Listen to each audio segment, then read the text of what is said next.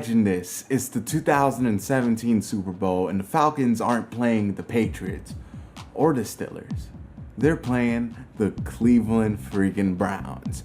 Now, how is this possible? The Browns won a miserable 1-15 that year. Well, 6 years ago, the Browns and the Falcons completed a trade that gave the Falcons their star wide receiver Julio Jones in exchange for a ton of draft picks. In reality, the trade only worked out for the Falcons as the Browns went on to waste every single pick that the Falcons gave them. But as a Browns fan, I've always wondered, what if the Browns used those picks properly?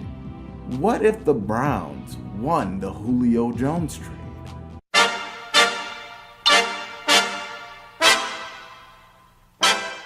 The Julio Jones trade was a disaster of a trade on the Cleveland Browns side. And with the Browns looking like they're gonna blow up another front office for the 100th time in 2 years, I felt it necessary to revisit what could have been with the dreaded Julio Jones trade.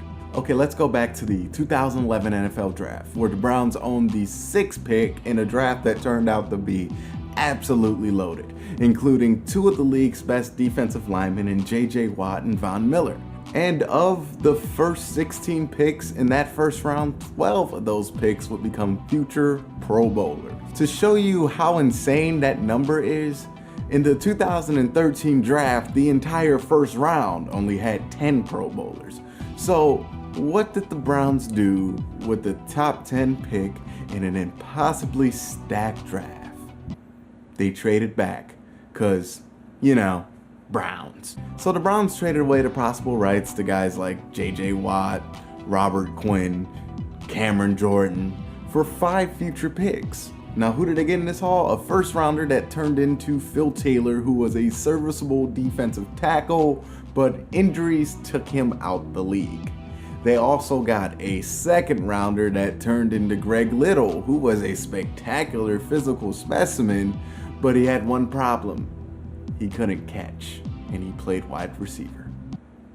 And then they spent a 4th round pick on Owen Marisic, a popular 2-way player at Stanford who was a throwback, and he was thrown back out of the league in less than 2 years.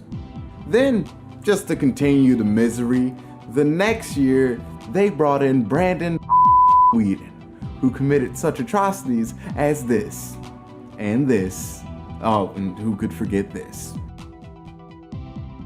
And with the last pick they got in this trade, they used that to trade up and draft the monumental bust Trent Richardson, and then they traded him for what turned into the most embarrassing bust in Johnny Manziel. This pick just doesn't die. Which means yes, Brandon Weeden is the lone player touched by this trade on the Browns side who's still in the NFL. I hate the Browns. So let's do what every Browns fan does well. Let's dream. Let's imagine that the Browns aren't a perpetual source of disappointment. Let's imagine that they somehow pick the best possible players. What would their team look like? So instead of disappointments like Greg Little and Brandon Weeden, they pick Pro Bowlers like Cameron Jordan and Randall Cobb and Julius Thomas. And instead of drafting Weeden in 2012, they draft Russell Wilson, and they don't decide to trade up for Trent Richardson and keep that 4th rounder who turns into Josh Norman. This makes me more mad, seeing what could have been. This trade could have turned around the Browns for a long time to go. They could have got defensive pieces and a quarterback, and that would have made them at least a contender for the playoffs, if not a Super Bowl contender. I'd love to think so. I mean, with this one trade, they could have brought in 5 Pro Bowlers, and they still would have had their own picks to build on top of that. So in a situation that's hard to imagine, let's imagine that the Browns were perfect, and they could have added guys like Richard Sherman and Luke Kuechly to the top of that already impressive haul. I mean, just look at this secondary that this team would have produced. This team could have had a defense in 2013 that started Joe Hayden and Richard Sherman as the corners, and TJ Ward and Tashawn Gibson, who they already had under contract as the safeties. And all of these guys would be in their prime. And oh yeah, they got Josh Norman as like a nickelback. this could have built a team that could have won a Super Bowl with the strength of that defense alone. Add in the fact that they would have also had Russell Wilson throwing to Randall Cobb and Josh Gordon the year he took over the league, and you see a team that could have been amazing for years to come. But instead, they picked Jason Pinkston and Trent Richardson and Phil Taylor and Brandon Wheaton. And the Browns continue to descend deeper into the depths of disappointment.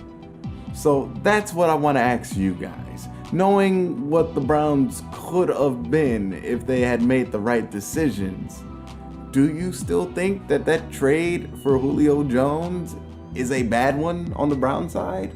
And would you make a trade like that if you owned an NFL team? Let me know in the comment section below. I want to thank you guys for watching again. My name is Quincy Carrier. Hit that subscribe button. Ding-a-ling that little bell there in the corner to get notifications when I upload. And have a great day. My name's Quincy, and why I gotta be from Cleveland.